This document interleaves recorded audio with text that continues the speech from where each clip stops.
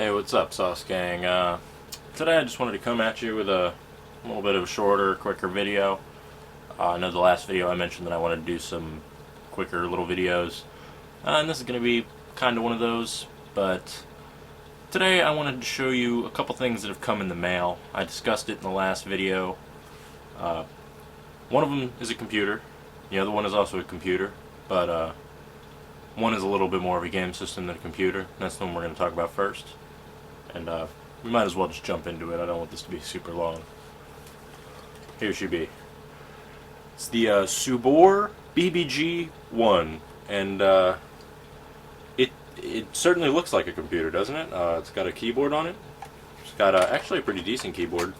But if you take a closer look at it, you'll notice a few things. Like that is a Cyrillic keyboard. That it is a Cyrillic keyboard, my bad. Because it comes from Ukraine. This is a Ukrainian Famiclone. Yes, it plays Famicom games through this little port right here, which I won't be inserting anything into because, look, inserting feels fine, but taking the cartridge out feels like shit. It feels terrible. Like, you're pulling the board up when you're pulling the cartridge out. Like, it's pretty jank. That's the only thing about this that feels like it's built really bad, is the cartridge removal mechanism. But other than that, I'm actually really impressed. Here we have the, your power, and your audio video out, and your RF out. So you can use, an RF modulator, or you can use just composite in a single audio cable. Now granted, this thing, since it's from Ukraine, uses the PAL standard, meaning it's not going to work on your North American TV, sorry. It'll work on some newer TVs, like if you have a Roku TV. I happen to have a Roku TV, not in this room, but in the other one. And it'll play it just fine. It'll do 50 hertz PAL. But those are cheap little new TVs. I'm not sure if any newer, nicer TVs, I don't know if they'll do PAL. And I'm kind of surprised that the Rokus even do PAL, but if you're looking at tube TVs, any TV made before 2011, 2015 even, you're probably not going to get PAL support on your North American TV. But fortunately, I do have a TV that can play PAL, and so I've been able to test this out. It works just fine. But yeah, if you ever wanted to get one of these, make sure you get a converter, because it will not work on North American outlets. Won't work on your North American TV, but they are pretty cool, but they're a little difficult to get hold of. Before we go on to talk about that next computer, I did want to mention a couple more things about the Subor. Why does it look like a keyboard? Why is it a keyboard? And that's because, as it says here in the top corner, it's used to teach Russian, or it's used to teach Russians English, or Ukrainians in this case, I guess. Although I think this is a little after the Soviet Union fell, like a mid-90s, maybe 2000, but I doubt it. But it is a computer, technically. These came with a cartridge that would run BASIC. So you could type out BASIC programs, and there was some educational software, some word processors and the like. Unfortunately, I have not been able to find this video. My last video, I mentioned that I would try to find a video that talked about a very similar computer, but it was from China, and I have not been able to find this video. I've looked all over for it. I feel terrible. It was from this Chinese middle-aged man who was a pretty small channel, but he had pretty much this identical computer, but from China, and had a really good extensive video on it. He had it in the box and all that. He got it a lot cheaper than me. But yeah, these things are pretty neat, and they are a computer. Here's the parallel port on it. I have zero idea what this is used for. I've never seen a disk drive advertised as Subor compatible, and I doubt I can just attach a regular, like, disk drive to this thing. I doubt it will read. So I really don't know. And I don't think you can play Famicom Disk System games on this thing either. And certainly not through this adapter. And as well, these keys do not work for NES games. You can't play NES games, or Famicom games rather, on the keyboard, it comes with these other controllers, which I'll throw a picture up. I'll take a couple pictures of them. I don't feel like grabbing them right now. Which, they're pretty cheap controllers. They have turbo buttons, which is cool. And they plug in on each side. Kind of like how, I think Apple did with the Apple keyboard. Did a long time ago. But the only other odd thing that I wanted to point out about this is right here. You see we have a power indicator, a caps lock indicator, and a num lock indicator. When you hit the power button, all three of these just turn on. And that's it. They just all three turn on. I don't know if maybe when you're running basic, if that actually changes. I don't know if it will identify that it's running in the keyboard. I don't know how any of that works. So I don't have a keyboard that has basic, or a cartridge with basic on it.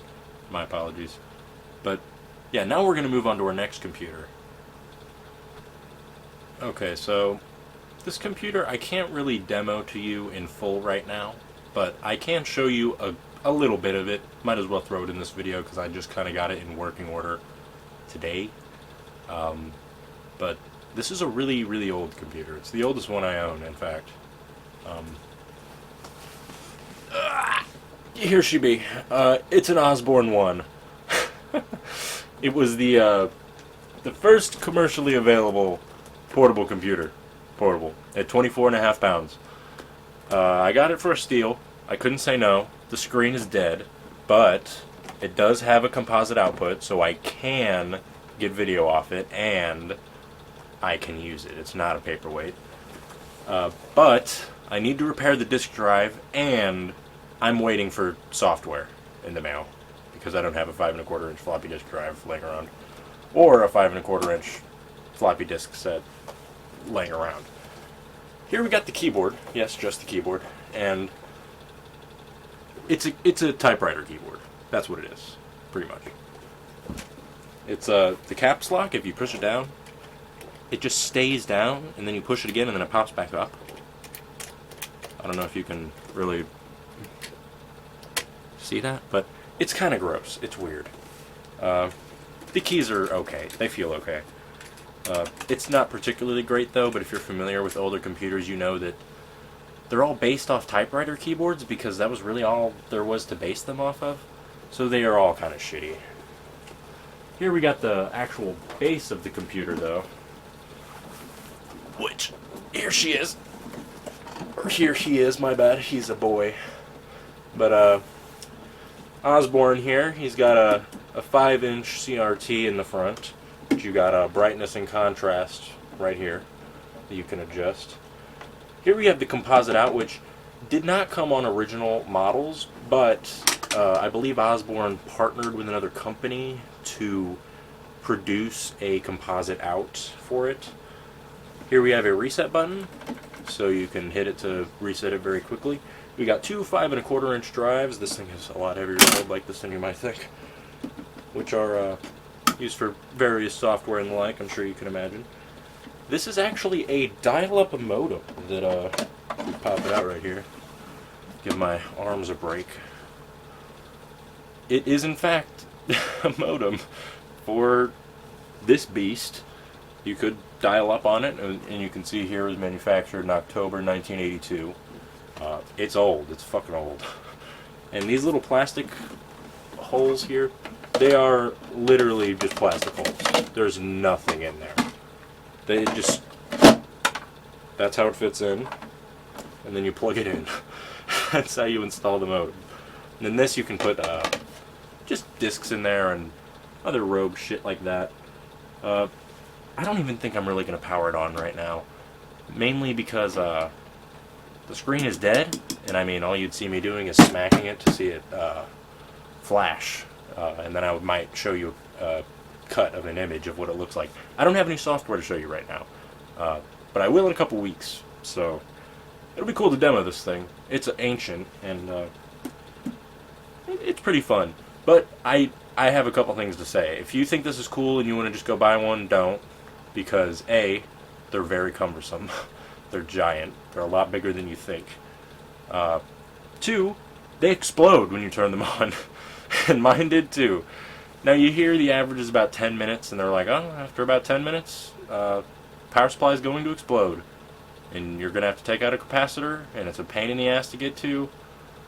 And I saw that it was already opened up. I opened it up a little bit, and so I was like, well, maybe they already removed it, you know, because we've known about this problem for a while. They didn't, and you're going to have to remove it. It will always be on you, I realize. So you're going to have to take this entire thing apart as soon as you buy one. Just to desolder one piece, which I have laying right over here for you. An exploded capacitor right out of that thing. So, yeah, this bad boy is going to explode, and it's going to smell really bad, and it's going to get real smoky. And once you desolder it, it's fine. And actually, look, don't leave this in if it explodes. Don't leave it in. It's a fire hazard. That's a bad idea. Take it out. But if it doesn't explode, I guess you're fine. And if it explodes, it's not like it's going to catch on fire, but it's going to smell like shit, and it'll be really smoky. And you're going to have to just take it out. Just take the damn thing out. But yeah, lastly, third reason you should own this, unless I already said a third reason, but who cares? It's a pain in the ass to take apart. It's so much work. You can't test it until you put it back together. And once you have it back together, it's a pain. Only buy an Osborne one if you're a nerd like me and you just, for some reason, really want to have a suitcase with a computer inside of it that functions 70% of the time. Works more than my NES does, I guess. Alrighty, that's going to be about it for this video. Hope you enjoyed it. If you did, definitely like it. If you want to see more about this, definitely comment. Let me know. I'll definitely make up a follow-up on the Osborne here, just because I have nothing to really show for it other than the fact that I have one and that they're cool, I guess. But I just thought I'd make a little bit of a lower effort video because, I mean, I'd like making videos, but I am really busy and it is really difficult to record B-roll footage. I can do this, but it is difficult to make the videos that I do make, like the GG reviews and stuff like that. They are a little bit more high effort. Not even that they're that much, but I just have a job and life and all this stuff going on, so I'm definitely not going to stop making videos, but I think the content might get a little bit looser, but I think that's fine as long as you guys enjoy it. I'll see you guys in the next video.